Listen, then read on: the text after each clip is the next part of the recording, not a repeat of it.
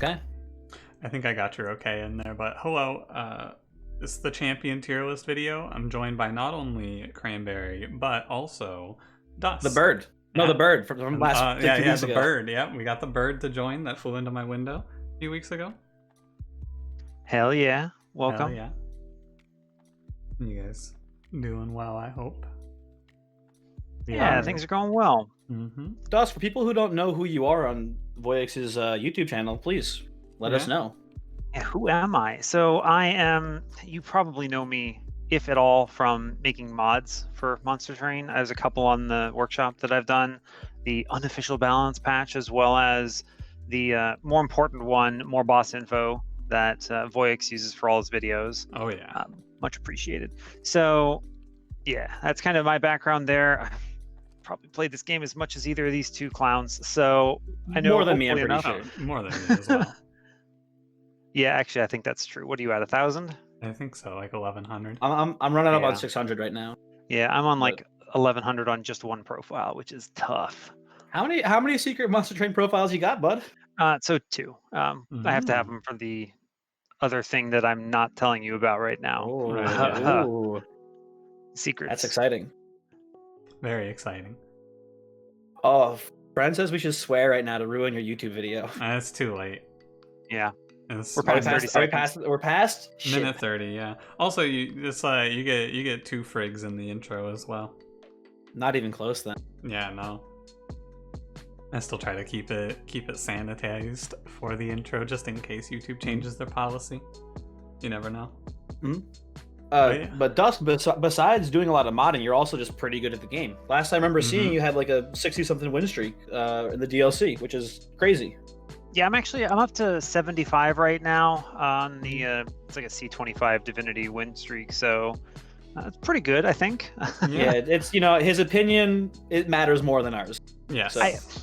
So I mean, I kind of cheated, right? I've participated in the private testing, which I can say for a long time prior to the DLC coming out. So I know I had a lot of background info and how things should work and stuff. So. And you've also dug around in the code base, so you know like every interaction pretty well, I imagine. Yeah, if it's something a card does or can do, I probably know about it.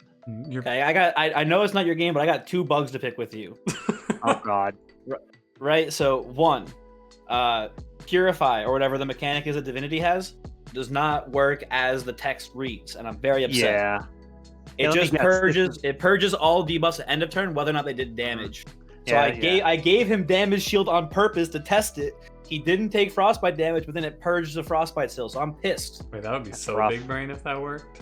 That'd be awesome, actually. Yeah, you could just keep Hoarfrost effigying it over and over again, and then just stack it up to a huge amount and kill him in one hit. But no. Yeah, the hardest part about that is that Purify cleanses it before he goes to the Pyre. So if you have to wait for the Pyre kill, you just get screwed out of it. So that's bug number 1, and I guess I understand how that works. It's just like the text doesn't match up with the effect. The effect is purge at end of turn, not purge 1 damage dealt. Right. Bone number 2, and this one pissed me off. I had Conduit Tethys, right? Conduit 2, so spells cost 2 less. I had the Build a Spell, right? I knew this was coming. Yep. I had Build a Spell. I cast 1 other spell, right? So the cost of it should have been 2. I had Conduit Tethys at level 2, so it should have been 0. I had 0 energy. I tried to play Build a Spell. Does not work. Yeah, that's pretty horribly broken. The spell is actually kind of like a template, right? It doesn't really have quote-unquote damage. It just like applies things from elsewhere in the game code. It's pretty wild. That's something that the devs are going to have to fix. Yeah, I understand it's a weird spell because it can be a bunch of different things, so I'm sure it's like a coding nightmare or whatever, but I had the deal damage effect on the spell, so it felt like a damage spell to me. That might get fixed in the next patch. It's hard to say. I cannot confirm nor deny it, but... It's not a huge deal. It's only come up once for me so far. Yeah. But yeah, it was a weird interaction. It was a wrong interaction. Yeah, there's some other weird things with old magic. You can actually get into scenarios where it won't even let you cast the spell, even if you have the energy, if you're on the same floor as Conduit Tethys. I have no idea what's happening there, but yeah, that can happen. Weird. Also, a reverse bone to pick, a bug I like very much is the Pyre room shenanigans with for the greater good. Keep that one in. Yeah. Keep that one in. That's, That one can stay in. It's pretty busted. I don't know. Yeah. Now that one's that's working as intended. Please keep that one in. As a My mess.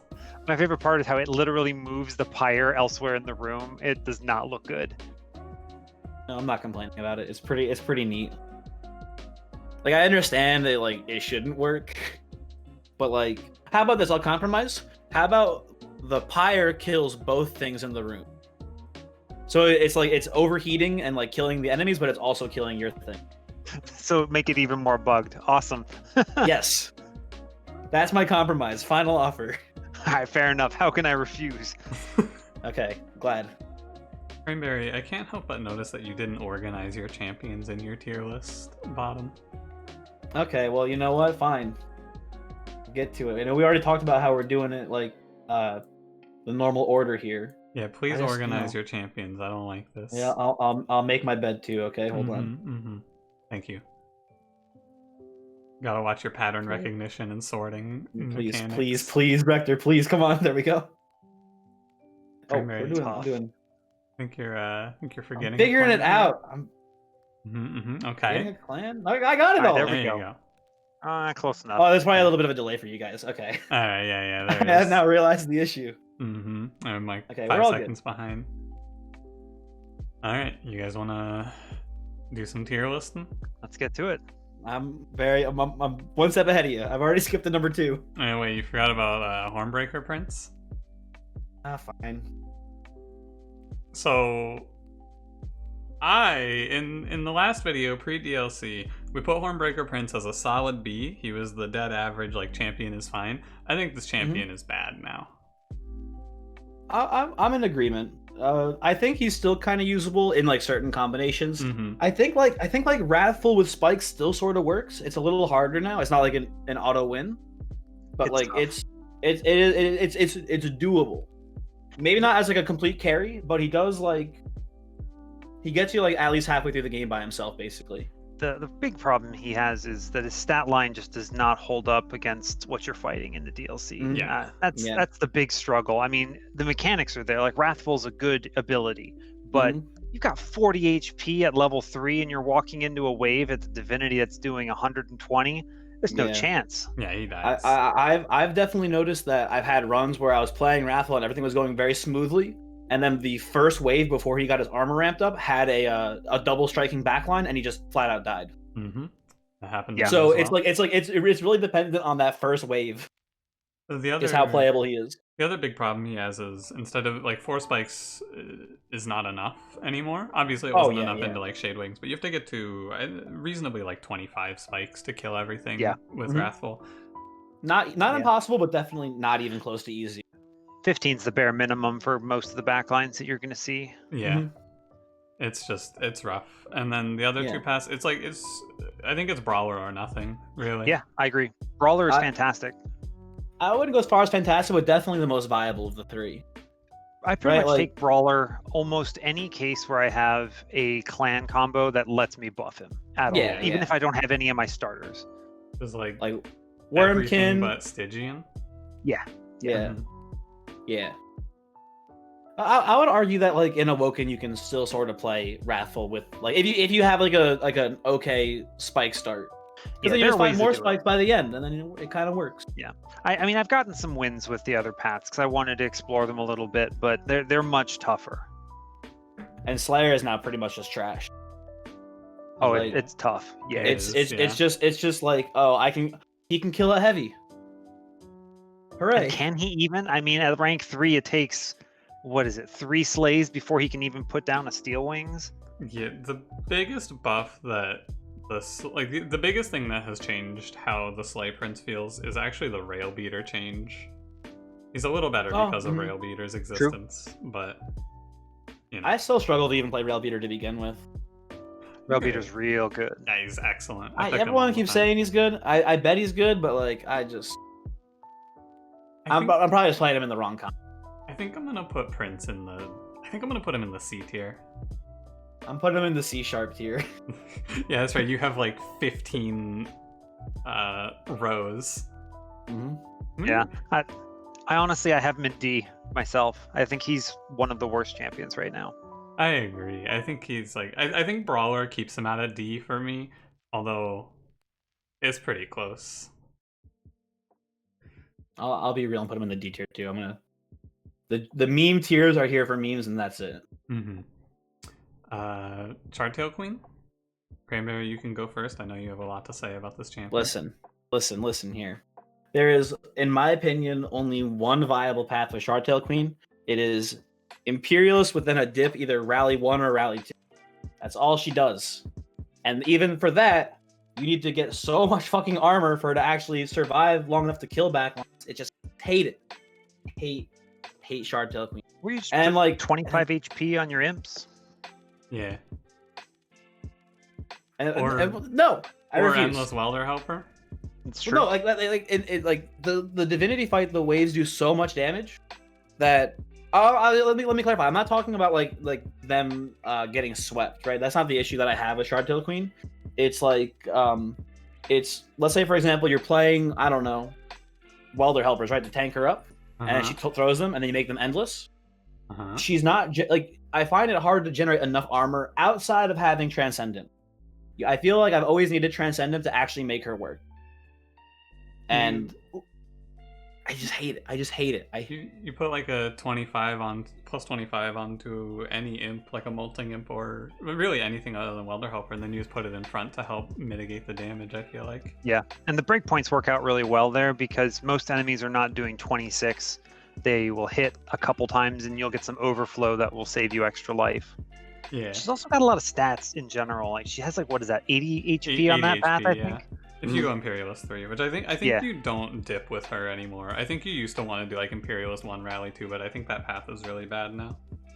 I think because the big break point is 30 damage on Imperialist 2, because that kills like all the backlines from that point on. Mm-hmm. So I think you can maybe swing Imperialist 2 Royalty 1, and then like she either kills a heavy or she takes a decent chunk out of heavies. But like, It's gonna sound weird, but I think I actually do Imperialist 2 Imp Parade 1 sometimes if I'm really tight on energy, because the free Queen Zimpling is an extra 30 throw. So if you only have one Endless Imp, that's 60 damage to the floor, which is more than the 40 you would get from the extra lip rank in the other one.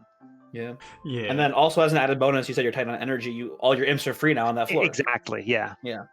I've had a lot of good luck with my Imperialist runs. Like I've seen Impsicle on a few of them. I've seen a lot of really good things with them. But even in the worst cases, like you just put 25 and Endless on an imp, and then you just have to have a high density of imps and accommodate it.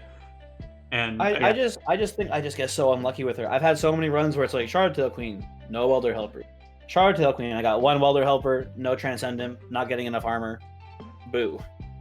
Yeah, Thunderdoming is really tough on Divinity, but the thing is that the imps have such good infusions that they smash. Like they just destroy everything, and all you need is that might be what I'm not doing. I think I'm not really doing much imp infusing, so that might be the weakness in my play with her. Yeah, stacking up imps is really, really strong too. Mm-hmm.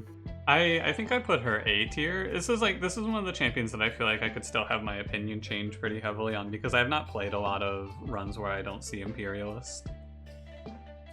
I don't know. Yeah, I have her at B myself. Rally is tough for the same reason that Slay Prince is kind of tough. I mean, because she kills one enemy, great, and that's never enough. But it is still decent on a splash if you absolutely have to, like if you have some other floor that can do most of the heavy lifting. But I think she's strong. She's good. I've because of how strong imps are, I've never had problems with her. Now, here's the real question. Is all-inning Imp Parade one of the worst possible lines in the game right now? For champions? Just to refresh me, all in on Imp Parade is like you get one Rage Imp and one Welder Helper? Yeah. I don't know.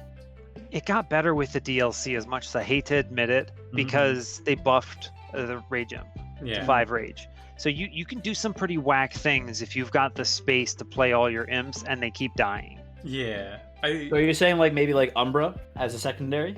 I think you have to. If you go all in on Imp Parade, you have to go double space, I'm pretty sure. Yeah. I agree with that. You can do some pretty crazy things. You put like anything with multi-strike behind, and she just tanks forever, and the imps are free, so it works out pretty well. It's not that bad anymore. I'm wondering if maybe you just never pick Rally as your main and you go Imp Parade. Imp Parade's really, really weak at the start, though. That's its big problem. It's awful to start with. Yeah, it might be nice to just start with anything but Imp Parade, and then if you need to pivot into it, you can go into that later. Right. Because with 2 ranks, you still get the Rage Imp, so... Yeah, maybe like Rally 1, Imp Parade 2 is the big move. Maybe. I don't know. Alright, you want to do Sentient now? Sure. She's alright. Yeah. Fine. Spikes is a lot better. I think Rejuvenate is a little worse. And I think it's like about the same. I don't know. It has worse break points. You need a lot of pings in order to actually put something down with it, clear out a floor. I would say the thing that I value more now in general is healing spells. Like things like Unleash the Wildwood to me got a lot better in the DLC.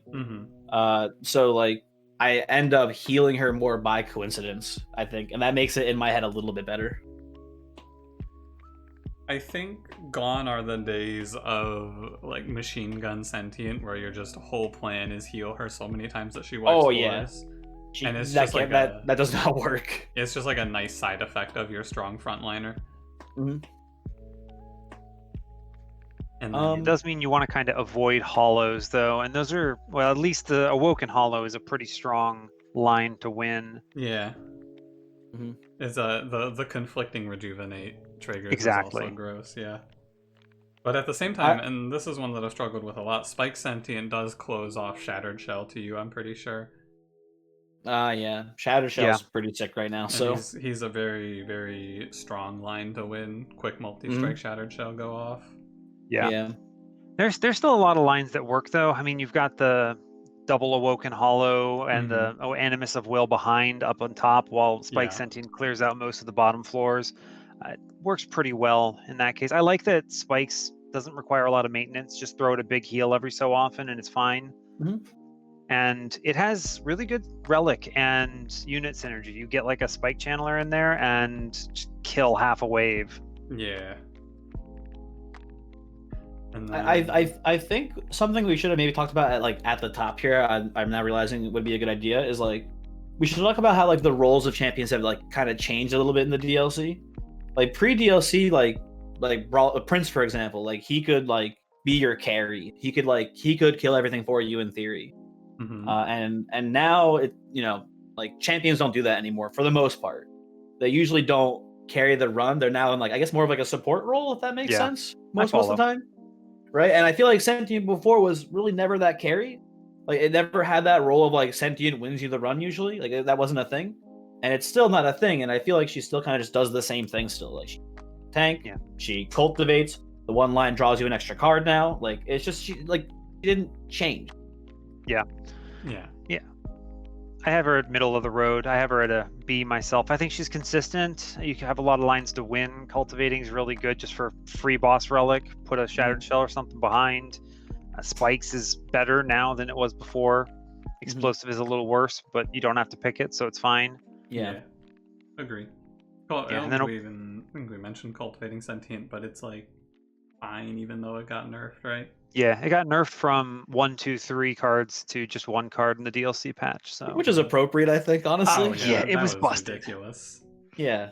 I mean, I think she is where Prince was last time we did this. She is absolutely okay. Yep, I agree. All right. Talk about Wendleton now. He's worse, I think. Yeah. I was going to say the exact same thing. He got a lot worse with the DLC. I don't know about a lot, but definitely a significant amount worse. I think that he used to be fine for the reason that you said. He used to be fine because he was like he could be your solo plan. Quick path with a frontliner or a strangler path with a lot of scaling wins the game. Or a dip. You could do quick 2 and then sweep 1. And then he would kill backline, and if you just gave him some buffs, he could kill frontline too. How crazy is that? Yeah, or you just pair him with any good survivability, and he wins you the whole game. But that doesn't happen anymore. You can't do that on the Divinity. You need Yeah. a lot of damage scaling to get him to the point where he can solo carry. Mhm. And at Yep. that point, you could have done it with almost anything else. Yeah. And Strangler, I don't know about for you guys, but I've had times where Strangler has now strangled me. Yeah. Yeah. I've had times where like, oh, there's 5 heavies on this floor. I'm doing 30 damage a turn. This is not Mhm. great. Right. Yeah, it can be really spooky. I found success with Strangler only a few times. I think it was in a video recently that I did. But what Strangler can do for you now is you can put him, like if you have a mainline strategy on mid or bottom floor, you can put Strangler on the top floor to just stop heavies until the combat is over. And that's about all that I've found with Strangler. That's interesting. Predator is still kind of busted. Yeah, Predator. I don't know if you guys have that, yeah. but like Predator is still sick. It's a free shop upgrade for your whole floor, so it's hard to go wrong with it. And even if that's only one other unit on the floor because he's 3 size, that's still a free shop upgrade. Pyre Stone Housing is pretty sick, right? Like, and it's not only is it Pyre Stone Housing, it's a good upgrade in your Pyre Stone Housing slot. Yeah. It's like an extra multi-strike on your Shattered Shell or whatever. Yeah. So it's really strong. Interestingly enough, Strangler, or not Strangler, but like the quick path would be really bad if he were like an Umbra champion, because I think it would just be terrible. But yeah, I agree. Because you're in a clan with 2 really strong sweep units, it becomes significantly better. Yeah. You also get root seeds, which just lets you turn anything into a monster, pretty much. Yeah. And then Thornlord is fine. Yeah. It's okay. I think it got a lot worse in the DLC just because its numbers don't really get to where you want them to be. Yeah. But it's fine. I think you're almost always better either dipping one into Predator. Like I don't know what position you're in where you're taking Thornlord over Predator, I guess, basically, right? Like yeah, it's like the Stygian combo with like Founding Seal, I suppose. I might take that. Yeah, maybe. I don't even know then. Yeah. It's interesting that I feel like Wendleton's biggest problem in Awoken, which is the clan based around healing, is his survivability. He dies really easily. Like he has very low HP. Isn't Thornlord the only path that gives him health? I guess actually that's where you want to take Thornlord, I guess, right? Is you need a little more health on him for whatever reason. I don't know what reason. Like you don't need that much usually. The reason is like you're playing quick 1, passing quick to a Shattered Shell behind, and then you put 2 Thornlords in to have health. Yeah. Probably. And then you're still probably relying on your combo clan in order to survive better. Friend brings up an interesting point here too. He's saying just get Mark of Exiled. That's the issue, right? His base HP is so low, Mark doesn't even help that much. Not even a shop upgrade. Yeah, exactly. So I'm gonna put Wendleton B tier. I think a B tier too. I think like just Predator is so strong that it's like maybe borderline A tier. But like he's definitely a lot worse than pre DLC. Yeah, I think he's borderline between B and C myself, just because there are 2 paths that are kind of tricky and one that's really good. So you might not see the one you want. Yeah. Tethys is D tier. Yeah, she's I'll go to bat for my girl Tethys. How? Over Shardtail Queen. How? Conduit got better. That's my argument. The biggest upside to Tethys is you can play her top 4 on the Divinity and she cancels Ember Drain. That's better than some champions do sometimes. That's something that Prince does not have the luxury of. You have runs where Prince is a dud, and it's just like, I guess I gotta play him somewhere else instead. At least Tethys is 1 space, right? Yeah, I guess that's true. And I think there is genuine value now to Conduit. I mean, Conduit's great. It's the only one that works. Yeah. Yes. The big problem is that Conduit is good after Daedalus, and up until Daedalus you are suffering, and the other 2 paths are just terrible always, it feels like. Yeah. Like it's rough. It is. There's one good path, and it's only good for maybe 2/3 of the run, whereas other champions, I don't know, don't kill you. Some of them also kill you. The biggest, like, Tethys and Wendleton have one really big thing going for them, but since this is a champion tier list and not an overall tier list, right? But Tethys has the big thing going for her of she's in Stygian. So Tethys runs win a lot more than like Prince does, I feel like. Oh yeah. Yeah, you the fact that Stygian is strong enough, you can literally throw your champion away and still win fine. That says something. Mm-hmm. I mean, I mentioned it before, kind of, but like the roles of champions have kind of changed in the DLC, and I feel like 30% of my wins, at least at this point, like don't involve my champion whatsoever. Like I can just play them bottom floor, let them die, and it changes nothing. Yeah, like it's just like they're all a little worse most of the time now. But some got a lot worse, and Tethys is one that got a lot worse. Yeah, she struggles. The fact that her HP is so low is just crippling. She kills herself on spikes with the sweep path. She dies in one hit with chill wind on top floor sweep on divinity. It's tough. Oh, this is an interesting question from friend here. Dusk, in your 75 streak, how many runs are with Tethys? Oh, at least 5. That's I think scary. More.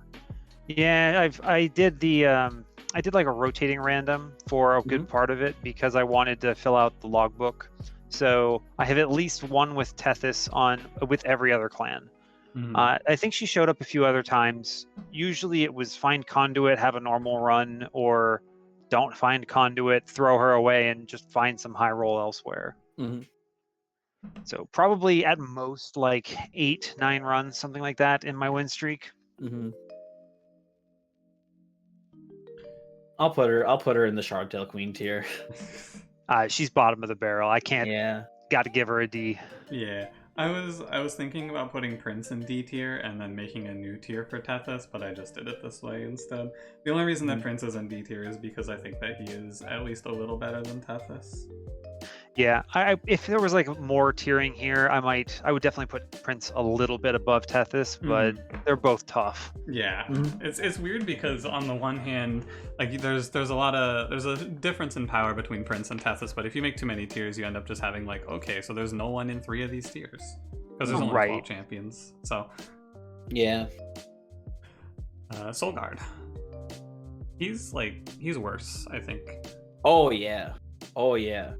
I mean, I was the biggest proponent of Solgard in the first tier list we did of this, but like I am very willing to admit he got a lot worse. You put him S tier, specifically, right? I put him S tier with a fucking bullet, like number 1 before in pre DLC.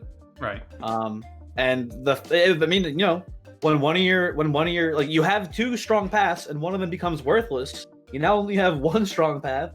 And also, the heavies got tougher. So, like, the whole thing he did before was he killed heavies really well as Titan Channel. But now he doesn't even do that well.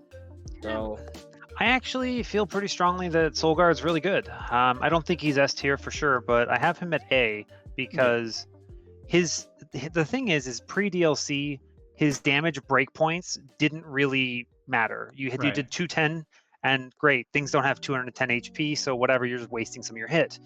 Same thing with Dire Channel, right? Great, you hit for 700 damage. What does it matter? Now you actually do have things that have that much HP. He can one-shot your mini bosses on Divinity, and he can just pop the Steel Wings outright. He absorbs the Ember Drain on top floor for you when you play him. Yes, strong. That's pretty cool. There's a lot of things, and Cold Channel is one of the main reasons why the Divinity has Purify, right? Because you would obliterate it. And I wish. He still wins if you can get him to Relentless. That's the challenge. You just keep him alive in front of your units somehow. Lights, gift, HP, whatever. Get him to Relentless with 50 stacks of Shard, and he murders the Divinity in that Relentless combat. That makes sense. It is a big ask, though, I feel like. It's tough. A lot harder than it used to be, for sure. Oh, he only has 70 HP. That's not enough. Yeah, you need a very reliable backline plan. Via spells to kill it before they attack him. Yeah, and like we said with Tethys, fortunately, he's carried pretty hard by the fact that he's in Stygian, right? You've got awesome spells to rely on to destroy everything, and incant on the way. I just feel bad that he's not. I really just he's fallen off quite a bit from pre DLC. So I think he might be like A tier, but for now I put him at B. Yeah, I'm gonna put him at B mostly because I don't like playing Dire Channel. It's a fine path, but when I have to play it, I just kind of roll my eyes and I go, ugh. Yeah, that's more or less where I am too. Like He's kind of like a worse Siren with 40 HP if you think about it. Yeah. That's not that good as a champion. But I want my Titan champion to be right. better than a Siren. Titan Channel's great though. Oh yeah. Yeah, I like Titan. Titan Channel is very, very strong. I feel like he's one more thing I want to say. He's a weird champion as far as dipping. Like I've had people tell me like, "Oh, Dire 1 Titan Channel 2 is really strong," and I'm like, "Is it?" Yeah, I did that. Like I don't know. How'd it go? It was a weird run, but I had an option that handled all of the regular enemies, so I just had Dire Channel 1, Titan Channel 2, and I just stacked a bunch of sap on the divinity. So it sounds like you didn't use him that much, actually. I mean, yeah, my relentless plan was sap divinity to hell, and then just kill him with like a decent amount of damage. Yeah, I mostly needed him for the damage. I would have gone Titan Channel 3. But one of the big problems I find with Solgard is because of foregone power, sometimes you have trouble incanting, especially if you have like melting or Exile Hellhorn secondary. Incanting can be really difficult. Very true. Yeah, you're right. Penumbra? Penumbra's tough. Not great. I think I swung pretty wildly on my opinion of Penumbra with the release of the DLC. At this point, I think Architect's the strongest path just because it gets out of your way, and you don't have to worry about it. It's one of those champions. Yeah, I mean, but the nice thing is you can at least put it behind the rest of your units, right? And make some space. Yeah. So at least better than Tethys and Prince in that regard. But yeah, monstrous. The numbers just don't add up. It's a raw stat block that barely clobbers anything, and Gorge, well, it kills one thing. Basically, it's find Shroud Spike, find Trample, or lose. Yeah, which is pretty tough. I still think there's like the line of going Gorge 2 to Monstrous 1 for the Trample. Yeah, but you need but pre DLC I always felt like you needed Fossilized Fangs to get enough stats. And I imagine I haven't gotten it to work yet post DLC, but I would imagine that even maybe with Fossilized Fang, then it might not be enough. You need to ramp fast if you're going to pull that off. Well, I guess with like, you know, the things in the game now, like intrinsic stones, it's pretty easy to get like a reliable Gorge setup. Yeah. But now also with sweep on top floor, you need like wing technology or something to keep the morsels alive if your plan is to play top floor now. You're absolutely right. And that's a good point, right? Circumstances make the combat a lot harder for Umbra in general because the top floor setup requires some kind of protection for your morsels. So it can be tough. Believe it or not, I'm going to say something positive about Commemorative Rail Spike here. You can do some things where you have Commemorative Rail Spike, Gorge Penumbra, so like Gorge 2, Trample 1, and then an intrinsic Shroud Spike. And then you just dump your entire energy bar into that Shroud Spike on turn 1, and he slaps. That's like 600 damage. That sounds cool. That sounds pretty sick, especially if you have like the Furnace upgrade, whatever it's called. Right. Plus 7 energy first turn. Yeah, that sounds pretty sweet. Yeah, and you can do some wild things if you dupe it and somehow pull off like an Ember morsel on the first turn too. Just get like 50 Gorges, something wild. So Gorge Penumbra is the one that I feel like, because Architect is the best for sure. I've played a little bit of Trample and I wasn't as underwhelmed personally, but it is not good. 170 into a 290 is disappointing to say the least. And Trample's worthless, right? Because you're never killing that front heavy. Yeah, the Trample is like even the full commit Trample paths I think fall off pretty hard. The big problem I find with Gorge too, like you said, the Divinity sweeps top floor, but you also lose space on the middle floor. So if you don't have an answer, you end up either having really bad morsel generation mid floor, or you just play bottom floor with a unit that has to scale for like 3 or 4 turns. Just hit good relics, right? Get wing technology. Play mid or play Stygian secondary. Have Frenzied Swarm. Daze or whatever. him, daze them. Like figure it out. Come on. Play Holdover Feast. Come on, figure it out. Actually, really good, believe it or not. I've done that quite a few times. Yeah, that's like a viable line now. If you're worried about top floor sweep. Yeah, I think Penumbra is actually marginally better than Prince. Agreed. Though I have him at C myself. Yeah, I think I'm actually gonna move Prince down to D and put Penumbra in C when I think about it. Well, I have my tier list structured a bit differently here, so I'm gonna put it at equivalent with Prince. Cranberry, your tier list. Cranberry, I'm looking at your tier list right now. Looking pretty great, right? It's what's going on with these 6, 7 empty things between B and C? Well, I don't want to actually use all the meme tiers I put in. Ah. I really just want to emphasize how bad Shardtail Queen is. Ah, I see. Yeah. And Tethys, apparently. Yeah, and Tethys. Yeah. I think it's fair to say that Tethys is pretty trash right now. No disagreement here. I do not disagree with your opinion of Tethys. Glad to hear. You know, let's make an addition here. Shardtail Queen / Tethys. Yeah, the Shardtail Queen. I spelled Tethys wrong. Hold on. Overall, Okay. Primordium also, or not Primordium, sorry, Penumbra. I always call these champions, or mix them up. But Penumbra is a champion that, unlike Tethys, is not carried by the fact that he's in Umbra. Right. Penumbra is worse because he's in Umbra. However, Morsels did get buffed, Yeah. so Gorging got a little better. But top floor sweep, so Morsel's got a little worse as well. It's interesting. Yeah. Primordium?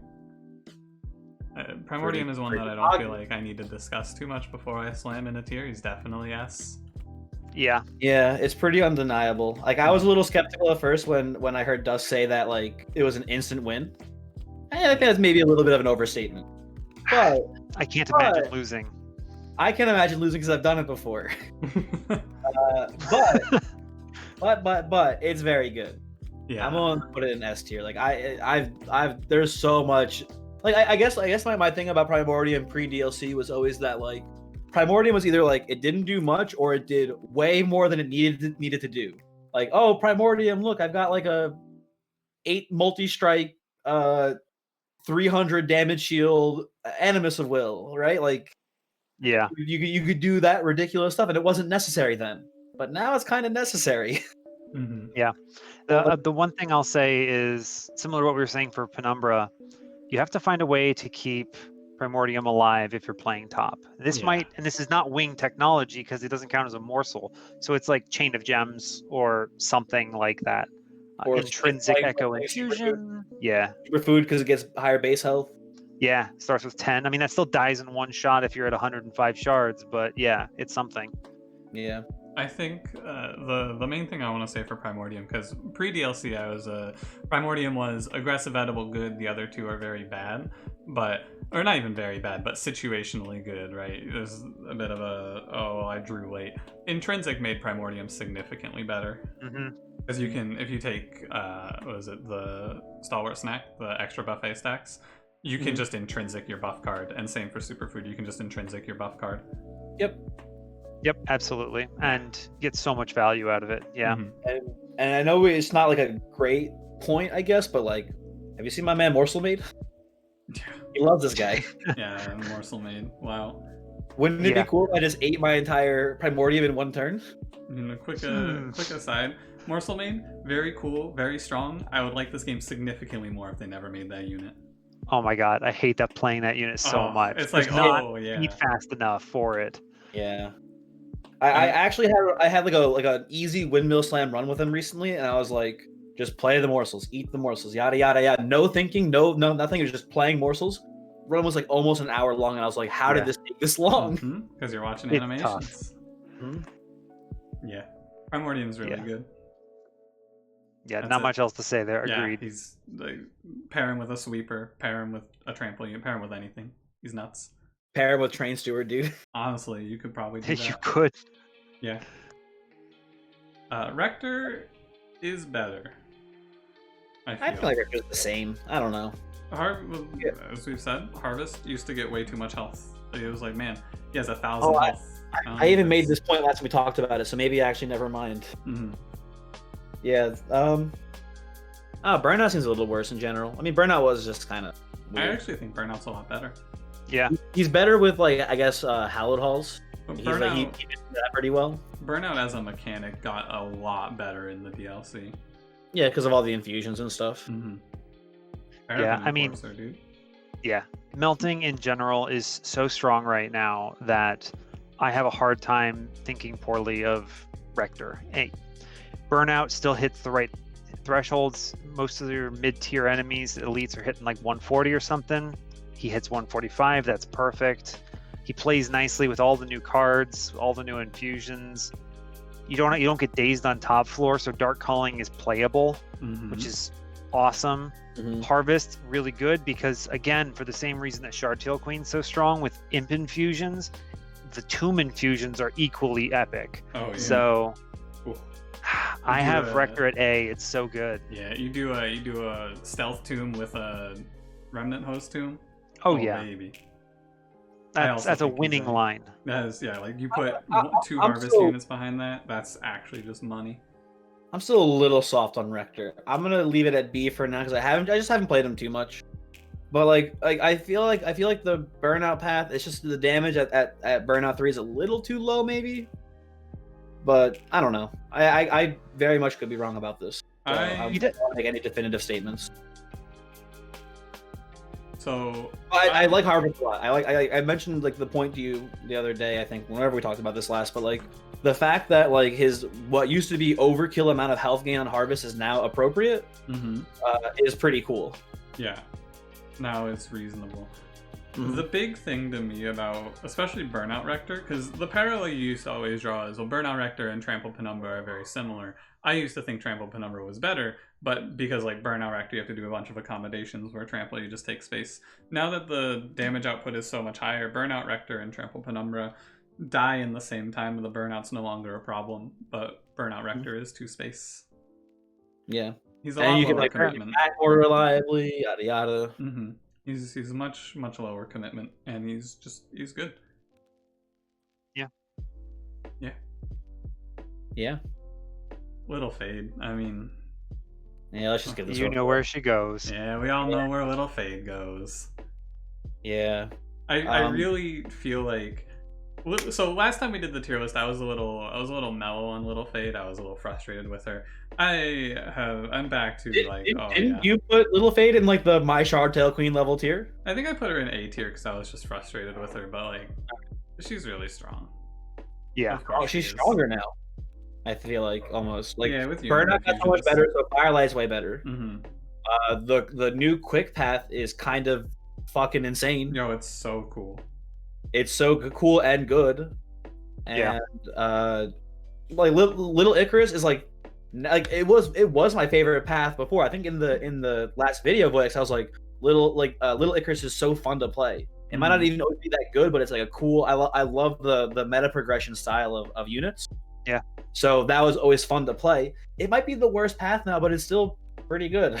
It's still winning. I mean, you have a whole extra combat to ramp her up, and you have weak enemies at the start of the Divinity for her to farm off of. It's wild. Yeah. So the thing that I've learned is, so Little Fade is a champion where we talk about her as very, very strong, but you have to respect the early game, right? Little Fade basically wins you the game as long as you pass Daedalus. Yeah, she plays very differently than all the other champions, I feel, and it's easy for newer players to get lulled into a sense of complacency where they think, oh, I can just slam trials. No, you will get destroyed and you will lose by ring 4 if you do that. You're probably skipping a lot of the trials, honestly, and you're not taking a ton of shards early, and it just plays differently, but it pays out. I would say depending on your secondary, you maybe actually want invasion trials with Fade, because then you get extra plays with the with Little Icarus. Yep. So sometimes trials are even better than they were before. Yeah. But most of the time, you got to be careful. Yeah, and always respect the damage shield boys in the ring 1 combat. Always. Yeah, those guys run you down. Don't give them spikes. It's over. Don't give them anything. Just play cool. Right. All right, now the moment everyone's been waiting for, the new champions. That's the exciting part. Yeah, this is what you've been waiting for. Chef. He's good. He's good, yeah. Chef's good. Very Not good. at the broken levels, I feel like, of the Primordium and Agreed. it just does a really good job of what it's doing, right? Like if you're playing Reap, you can like not easily but pretty reliably, depending on your setup, you can just wipe entire floors. Reap is definitely game winning. I mean, the only requirements are 1, keep it alive somehow, and 2, you need to be able to do about 1,000 damage in Relentless to the Divinity. That's it. It's it's almost like Windleton, but not quite. Whereas you have like a bit of a issue with survivability, right? Like he's tanky, but not like extremely tanky. That's a common theme in Wormkin, though. Wormkin feels like a clan that is based around just your units die. Like, what do you have what's your, like, you have Echo Infusion for survivability, right? Yep. 10 base HP. You have the ability to daze. Yep. A thing. You have Shelter, which is solid, but Shelter is like not like I mean it's tankiness, but it's AoE tankiness, right? So if you need like direct tankiness on your frontliner, it's not the best. Yeah. So I mean all three paths have issues with that, I guess. Absolutely. But like all three paths are also pretty yeah.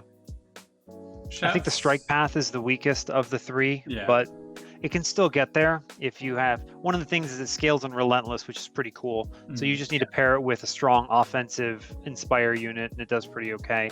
You can also soft lock bosses if you somehow get it behind Glugsider, which is kind of hilarious. But yeah. Chef's biggest weakness, I think Chef is he's a champion that makes me go, yeah, I think they understand a little bit better what they're doing with balance, because if they made this man 2-space, he would be absolutely broken. Oh, absolutely. Oh man, don't get me started. The biggest problem I think that Chef faces is that he's 3-space, and all of the good units in this clan are also 3-space. Maybe not all, but most of them. Like, pairing him with eggs is kind of awkward as well. Oh yeah, well I mean like Strike is, I guess, okay with eggs because he does hatch them faster.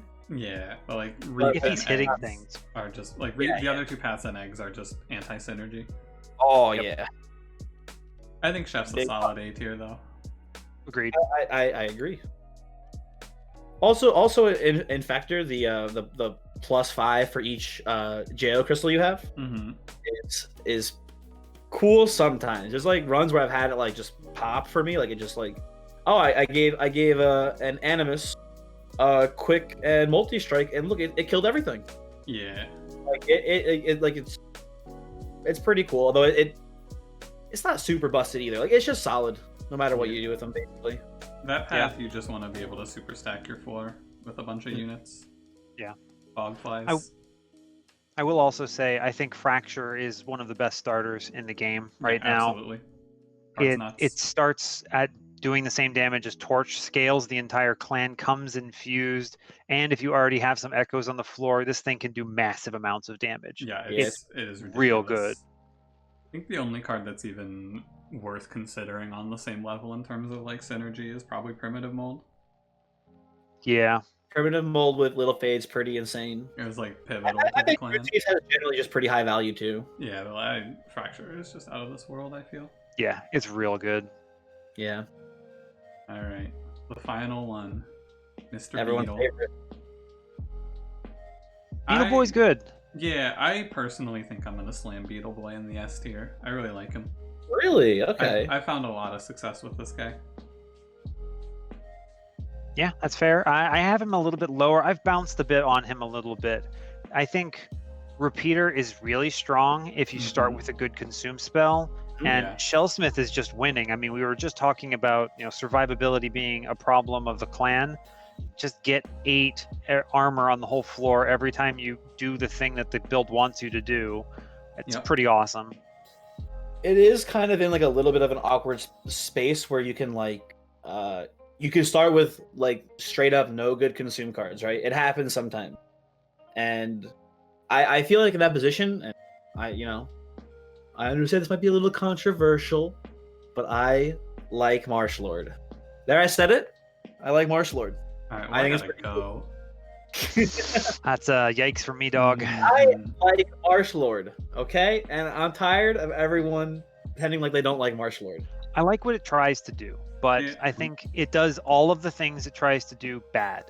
And I could go into a lot of detail about that, but basically it prevents you from playing extra banner units, so you can only have one, or else you can't play your champion because it'll fill your floor. It gains 2 size cost on rank 3, which is absolutely insane. and it changes role throughout the entire run because you have different eggs. Yes, this is and I like how your rebalance mod changes it so it's just one egg the whole time. Yeah. I think it's like a better design decision, and I agree that it's strange that the different eggs want different things, right? Yeah. And even worse is that once you've hatched your eggs, this champion does literally nothing. I regularly am killing it to get the space back. That's how bad it is. That's rude. Martial Lord is to me right now what Alpha Fiend was on launch. It's supposed to be really cool and do something really exciting, but it is so disappointing. Yeah. I'm legally obligated to defend Alpha Fiend right now. I mean, Alpha Fiend is good. Alive. Alpha Fiend is good. Alpha Fiend on launch when he was Strike +3, that unit was absolute dog shit. Yeah, yes. That thing was so bad. Again, legally required to defend Alpha Fiend at all times currently. Yeah, it's like I'll make fun of it. Martial Lord is a champion that should not be in this game in the state that it's in. The idea, I feel like, is you're supposed to put down a bunch of eggs and then just fill your floor and have. It's terrible. It's terrible at that. Yeah, it's terrible. It is not good for doing that. You cannot fit more than one egg. Say that, but I've had runs where I had Bog Deep Cocoon and I just go Bog Deep, Martial Lord 3, second Bog Deep, hatch, Pog. It's like, I don't know. Like but the issue is I agree with the premise of the different eggs wanting different things, and that is like a legit design flaw, right? Yeah. The flies want crystals. The pupas, I guess, want crystals kind of, but like they don't care that much about them. They just want damage. The pupas are just really more than anything. And then the bogworms want etches. So like all three of them, like, well, I guess the middle one doesn't really care too much, but they want different things, and it's kind of weird how I feel like you should have the card just do one, which is why I really like the worm change that you made. Yeah, where it's just always a bogworm, so that way you're always trying to make it work with bogworms, not like early game bogflies. And then like end game bogworm. Yeah, one thing I'll give Martial Lord credit for though is it's really strong up through Ring 3. You will not lose to Daedalus if you have Martial Lord. That's very good at that. And I think in that situation where you have like I agree, Repeater, very strong if you have like a shelter in your starting, right? Yep. Fantastic. Shellsmith is really good if you have like 2 or 3 consume cards in your starting deck, because then hey, guess what? You might as well just have shelters every turn. You're making like a ton of armor pretty much, right? So that's effectively the same thing as having like shelter on Repeater. So they're both really good. But what happens when you have like your starting deck and you have no consume cards and you're given the choice between Martial Lord and Repeater? Yeah. What do you pick, right? You take Martial Lord. I've had runs where I've just been like, okay, the bogflies are as if I was playing Morsel Maker as a tank, right? It's just like, oh, the bogflies will tank for a bit while I set up my Glareminder in the back to sweep everything away. Yeah, it's worth noting as well that if you stop at Martial Lord 1 and then pivot into like Shellsmith, it's actually better, right? Because you get 2 bodies for the armor that you get. Yes, I've done that as well before. It's pretty sick. Yeah, so that's actually an important point too. Like Martial Lord 1 is pretty okay to get you through the early game, and then you could take one of the others and kind of just keep those flies going. Important to note that Repeater 2, not that good. Like it's fine. Yeah. It's an improvement, but the fact that Repeater 2 doesn't the payoff is that Repeater 3, I guess, is the big issue, right? Yeah. The payoff getting back 2 cards at Repeater 3 makes it so that way like you don't want to dip Repeater 2, you'd rather get some value. But like you said, 2 bogflies is oftentimes better than 1 Kinhost pupa. Yep. Oh god. So like it's a weird there's a lot of weird stuff going on there. Yeah. The clan benefits from overloading floors with lots of bodies. So you see this on like Keeper of Echoes as well, where it buffs the whole floor. Having the extra flies is just objectively better than having single big man in front. Yeah. I feel like I could write a 5-page paper on all of the things wrong with Martyr Lord. The champion blows my mind. Like, moments ago I said Chef is really good and it shows that they have a better understanding of what they're doing with their balance. And then Martyr Lord shows me that they still have a little bit to learn. It's like, oh my god. It's not bad though. No. It's weird, but it's fine. No, like it's... You can win with it, yeah. Yeah, Martyr Lord is a fine path that feels really awful. Like, this is... Cranberry, you are taking the exact same stance that people take with me when they go, oh, well, technically, Plink isn't that bad. Yeah, Plink isn't that bad, but the card feels fucking awful to play. You're right. It feels so bad. Martyr Lord is the Plink of champions. Yeah, absolutely. 100% agree. It is it is disappointing. It is Plink tier. Yeah, it's Plink tier. That's where Martyr Lord should go. But in general, though, where are you guys putting him? I think you said I like A. him as S tier for sure for me. S tier. I put him at A. I think you know, there's just weird starts with him, right? Where it's like, oh, I got Repeater and Shellsmith, and then no consume cards to start with. What do I do? Yeah, right? I think I agree with A tier. That's where I have him as well. He's really good, even if there's things about him I hate. Yeah, just like overall, I think Repeater is... I've had a success with just sending it on Repeater at the start, even though I had no consume spells, but that's also a just hit line, and you shouldn't really play to that. If you have good starters, then you can do that. I mean, it's like you can do that with Brawler Prince too, if you don't have a buff in your starter, but you have good cards, like, I don't know, an Inferno start or something. Yeah, you can get there, I feel like, because... Yeah. Worth mentioning with Repeater, he does a lot of damage. Dude gets like he's like 25 to start, which is good. 25-10, which is really good. And I guess I did talk smack about him before, but the second dip into Repeater, isn't it like 85 base damage? It's 75. It's really 75. It's a good hit. But like you know, not that much. Yeah. By that point of the game, you're looking to do more damage. That's when you're refining your strategies, finding multi-strike or infusing units or whatever. Yeah, and then like you said, Shellsmith is just really good. Etch to give a whole floor armor. You pair that with like Shellsmith 2 Repeater 1 is just you survive everything with one consume card really consistently. Yeah. And then like when you get into like shenanigans of like looping your Wormkin etchings because you took Repeater 1 and you're just like, oh, I play 5 consume cards. I play Wormkin etching. Oh, look at that. I get back Wormkin etching at the end of turn. Neat. Yeah, and then you're like looping a 0-cost reinforce, and it's like, all right, well, we win the game, so.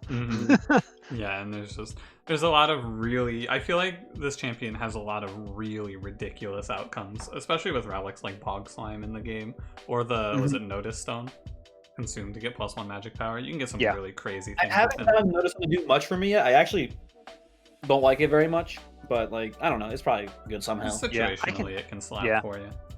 I agree with that. I can usually pull off something like 30 magic power out of it, which is pretty strong if you think about it. Yeah, I guess you can like kill backlines for you. Yeah. It's like Mollusk Mages, but you have 3 of them on all floors. That's pretty awesome. Yeah. And they don't have to worry about keeping them alive. This is Mollusk Mage's greatest flaw. Every time I pick him, I go, damn. 3 health, huh? He's not long for this world. Where am I putting you? Mid floor. I suppose that does it then. Hooray. And thanks for tier listing with us. Go team. Yeah, I'll do the wrap up to the video real quick. I will have a link to the image for Cranberry and Dusk's tier list in the description, as well as a link to make your own. You can hop in the Discord and then show me your opinions and tell me why mine is wrong. And thanks for watching. See you in the next one.